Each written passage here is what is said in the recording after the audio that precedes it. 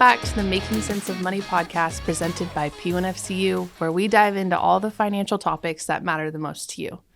I'm your host, Tanis, and today we're going to be chatting with an expert on grocery shopping on a budget.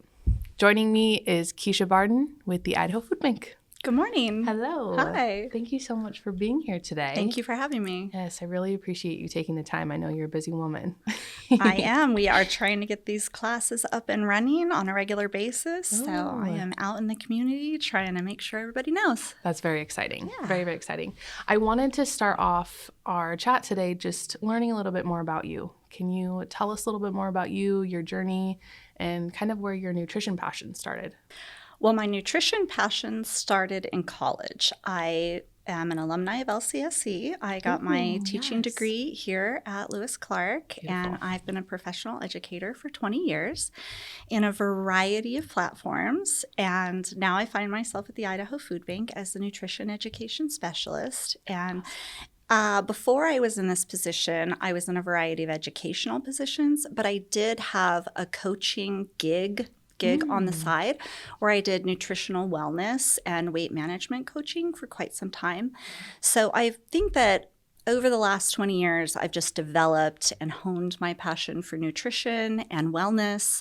And this position is a really great blend of my nutrition education and my professional education background to be able to come together and offer the community the nutrition education it's lacking. Absolutely. Yeah, that's great. How incredible. You have such a fun job. It is a really fun job. I love fun. it. Yeah. Using all your brain power for the better good. And I get to make yummy food all the time. Totally. Yeah. Oh, I'm so jealous. Well, I know that I'm definitely very excited for your tips and tricks, especially in an economy like ours today. Why do you think that so many people struggle to save money on groceries? Well, I think it's a multifaceted situation. I think a lot of people forget to really incorporate a strategy when they go grocery shopping. I think as women, it's just another task that's on our list. It's something that has to be done. We have to feed the people in our lives that we care about. And sometimes that's a rushed experience. We don't always plan for it. We're a little bit exasperated often at the end of our day or our week. And it's a haphazard task that's thrown together often just to get it done. And shopping really takes some strategizing, especially if you want to get the most bang for your buck. Absolutely. You are preaching. Yeah. You are preaching to the choir right now. Do you have any tips for creating a grocery list for budgeting and meal planning? Yes, I think a grocery list is one of your most important strategies for shopping. It really helps save a lot of money when you're using a list because if you set up a budget, then you know how much money you have to spend. If you go through your refrigerator and your pantry and you look at what you already have, then you know what you need. Those are the things you're going to put on your list. Then when you go to the store, you're just shopping for those things. You're less likely to put impulse items and extra items in your cart if you're sticking to a list and you have a strategy from the time you walk in the door. Yeah, that's huge. It is. That is huge. It makes Why a is it big so difference. hard to do? It takes time. It does. It takes time. Time. Where is it? What are the top pantry staples that you recommend for stretching on a budget? Well, I think it's really important that people recognize the staples they need in their pantry to make food from scratch. I think in today's day and age, young families are so busy, they often don't realize the things they need to have on hand to put things together quickly. And so if you take the time to get your pantry stored and supplied with basic items like flour, sugar, cornstarch, oatmeal, nuts, seeds, a variety of items that you can use to make a meal quickly, then you're not struggling at the last minute to decide what you're going to make for dinner. Yeah. Oh, that's true. How about impulse purchases? What is your advice to avoid those? Impulse purchases. The stores make a lot of money on our impulse purchases. I know, they're so calculated. They are. You want to do your best to stay out of those center aisles. The things you need the most are going to be found in the perimeter of the grocery store. That action alley, though, right when you walk in the store, often has the things that are on sale and the best deals. They're really trying to push those programs, the vendors and the stores. So if you know your prices and you see a good deal, certainly grab it if it's something you're going to be using, but try and avoid those impulse items on the top shelf or right in the middle that are screaming at you with all their colorful packaging. Stick to the produce department, the dairy section, and stay away from those frozen food aisles as well. Such good tips here. I'm like wanting to make so many notes. You're helping me. You don't even realize it. How about advice for people who find meal planning overwhelming or time consuming? Meal planning can be overwhelming and it is time consuming. You do need to set aside an hour or two during your week to really look in your fridge, see what you have, investigate your pantry, and then make a calculated list of what you're going to need at the store. And if you sit down and look through your recipes and take some time to put together some meals for the week, it will help you in the long run, but it is the investment of that time up front.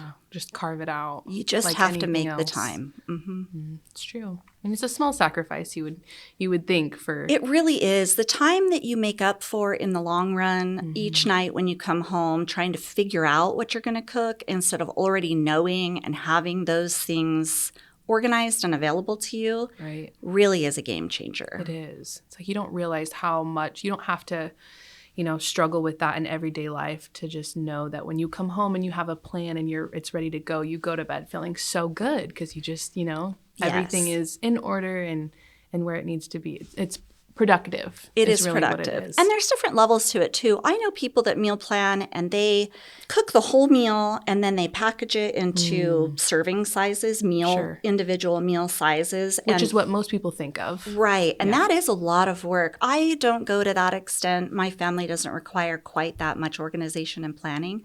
But I do go to the effort to write out a menu each week.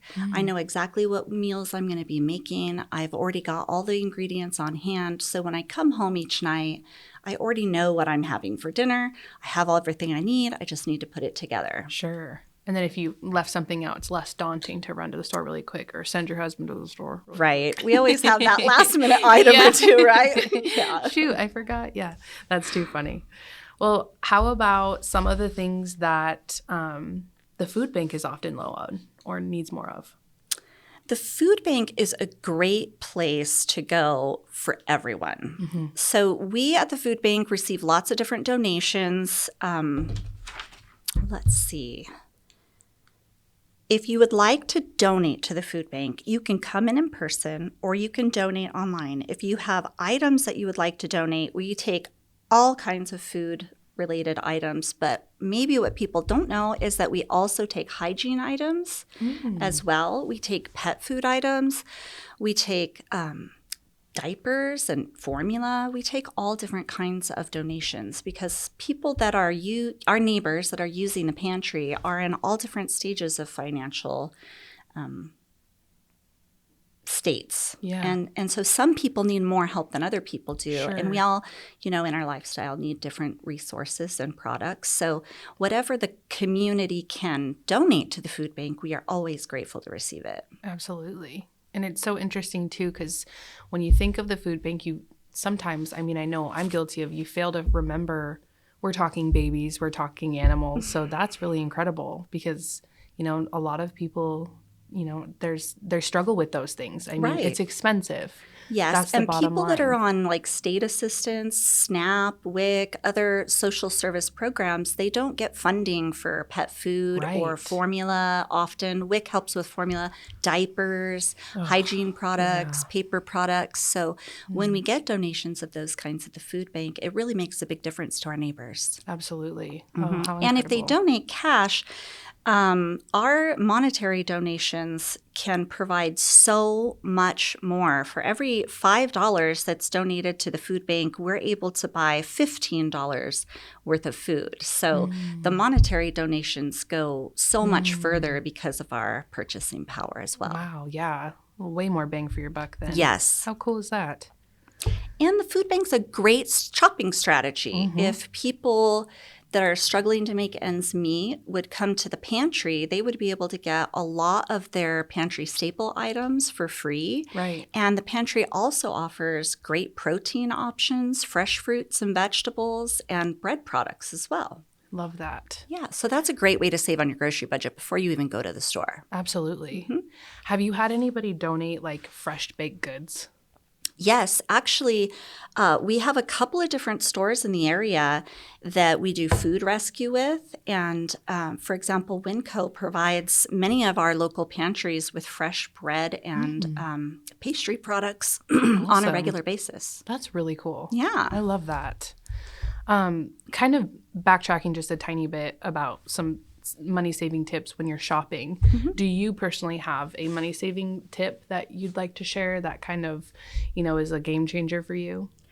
I think making a menu plan and a grocery list is the biggest game changer for me. Yeah. I know a lot of people use coupons, and I definitely recommend using coupons.